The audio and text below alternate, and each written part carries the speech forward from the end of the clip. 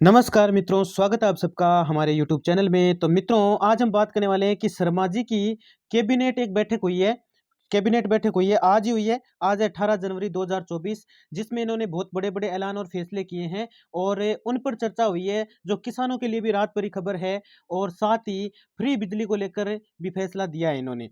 अब फ्री बिजली को लेकर इन्होंने क्या कहा है और गैस सिलेंडर सब्सिडी को लेकर भी बहुत बड़ी बात बताई है और पेंशन अभिवृद्धि होना तय हो गया है एकदम और महिलाओं को कितने रुपए क्या मिलने वाले और कितनी चीजें मुफ्त मिलने वाले हैं, सारी इस वीडियो में हम बातें करने वाले हैं। तो यदि आप चैनल पर नए विजिट कर रहे हैं तो चैनल को सब्सक्राइब अवश्य कर लीजिएगा, जिससे कि हर एक जानकारी आपको यहाँ से मिलती रहे। तो चलिए शुरू करते हैं। तो सबसे पहले बात कर लेते हैं, ये देखिए साफ साफ लिखा है, भजनलाल कैबिनेट आरएएस मेंस परीक्षा की डेट बढ़ाई। पहली बात तो ये है कि आरएएस मेंस परीक्षा की डेट बढ़ा दी इन्होंने और बंदियों में पेंशन शुरू, यानी मिसा बंदियों में पेंशन शुरू कर दी है इन्होंने और अहम फैसले लिए गए हैं। अहम फैसलों में जैसा कि आप देख रहे हैं कि राजस्थान की सीएम भजनलाल शर्मा कैबिनेट की पहली बैठक में, राजस्थान ये इनकी पहली बैठक है।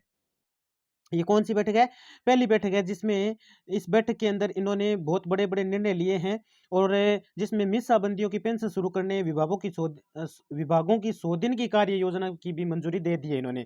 वहीं कल से शुरू होने वाले विधानसभा सत्र के लिए राज्यपाल के भाषण का अनुमोदन भी किया है। कैबिनेट मंत्री राज्यवर्धन सिंह राठौड़ ने कैबिनेट के फैसलों को जानकारी देते हुए बताया कि मिसाबंदियों को हर महीने 20,000 रुपए मासिक पेंशन मिलेगी, जबकि पिछली सरकार के 6 महीनों के फैसलों की जांच के लिए कमेटी का गठन किया गया और भाजपा के संकल्प पत्र को सरकार के नीतिगत दस्तावेज का दर्जा दिया गया और 100 दिन की कार्य योजना पर प्लान बना है। ठीक है, इसके अतिरिक्त जैसे कि मैं और बताऊं आपको, तो राशन कार्ड धारक जो हैं उनके लिए बहुत ही बड़ी खुशी की बात है। उनके लिए क्या खुशी की बात है वो देख लीजिए। लोगों के लिए राशन कार्ड बहुत ही बड़ी दस्तावेज उभर कर सामने आया है, जिसमें आप सबसे पहले एक मेन चीज ये है कि यदि आपने राशन को अपडेट नहीं करवाया है, राशन कार्ड को, तो उसकी ई-केवाईसी जरूर कर लेवें और उसको अपडेट जरूर करवा लेवें और कोई नया नाम जोड़ना है तो वो भी आप जोड़ सकते हैं। इसके अतिरिक्त जैसे कि मैं बताऊं, उचित दर विक्रेता दुकानों पर खर्चा सरकार के द्वारा किया जाएगा। इस घटतौली की शिकायत समाप्त हो जाएगी और बता दें कि अंत्योदय कार्ड धारकों को 14 किलोग्राम गेहूं, 21 किलोग्राम चावल,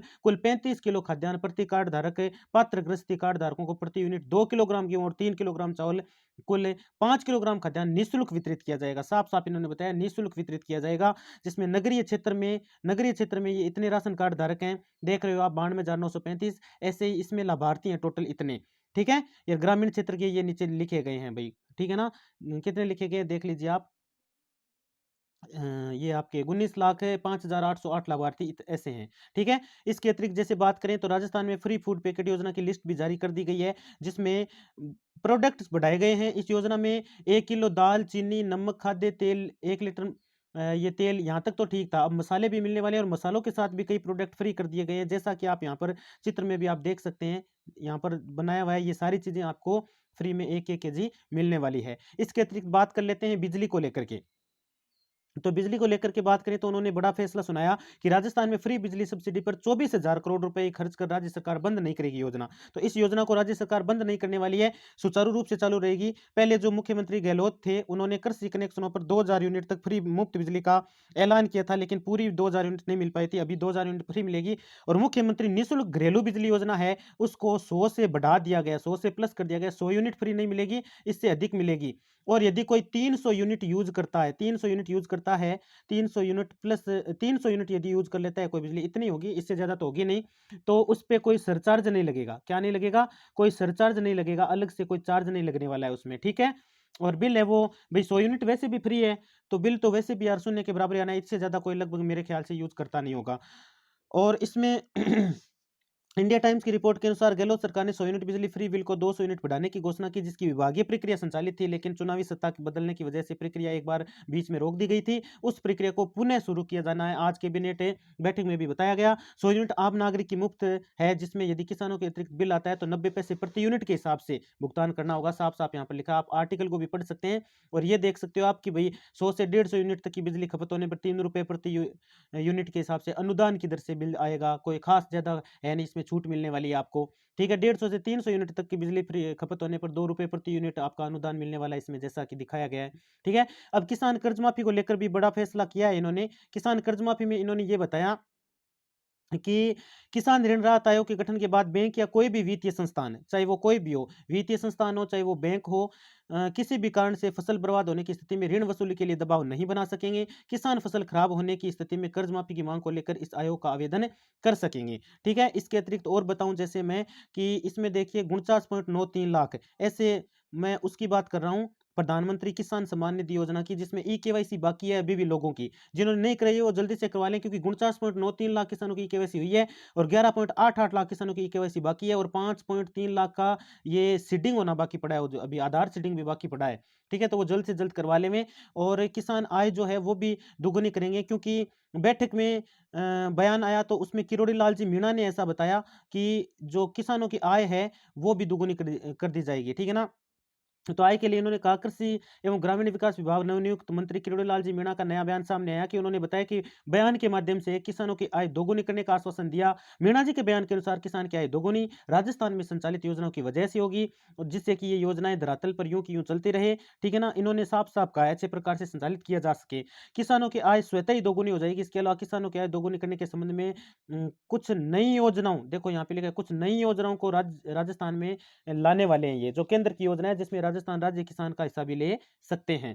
इसके अतिरिक्त और बात करें जैसे तो किसान कर्ज माफी, तो किसान कर्ज विधेयक में साफ साफ इन्होंने ये भी कहा है कि लगभग 2,50,000, देखो 2,50,000 तक किसान कर्ज माफी की संभावना बताई जा रही है, जिसमें किरोड़ीलाल जी मीणा, किशन लाल मतलब एक और उनके साथी किशन लाल जी और किरोड़ी लाल जी जो मीणा है, उन्होंने किसान कर्ज माफी के लिए विधेयक पारित होने पर ये जरूरी होता है, जिसकी संभावना आने वाले समय में बताई जा रही है कि भाई इसकी संभावना पूरी है एकदम कि पूरा पूरा माफ किया जाएगा। इसके अतिरिक्त लाडली बहना प्रोत्साहन योजना से महिलाओं को मिलने वाला है बहुत सारा लाभ, जिसमें आप पढ़ सकते हैं आराम से कि लाडली बहना बहन प्रोत्साहन योजना मध्य प्रदेश में संचालित है, लेकिन अब इसे ना अब इसे राजस्थान में लेकर आया जाएगा। राजस्थान में लेकर आने वाले हैं इस योजना को। 1500 से 2000 तक दिया जाता है इसमें लगभग मासिक वेतन महिलाओं को, जिसमें योजना के तर्ज महिलाओं के लिए नई योजना का शुभारंभ होने वाला है। यदि मान लीजिए राजस्थान में ये योजना नहीं होती है तो इसकी जगह महिलाओं के लिए दूसरी योजना शुरू की जाएगी। कौन सी की जाएगी? दूसरी योजना शुरू पक्की 100% इसकी जगह की जाएगी, यदि ये नहीं चलती है तो फिर। ठीक है, जिसमें लगभग 1500 ही नहीं 2500 तक महिलाओं को जो है वो रुपए मिलने वाले हैं आराम से।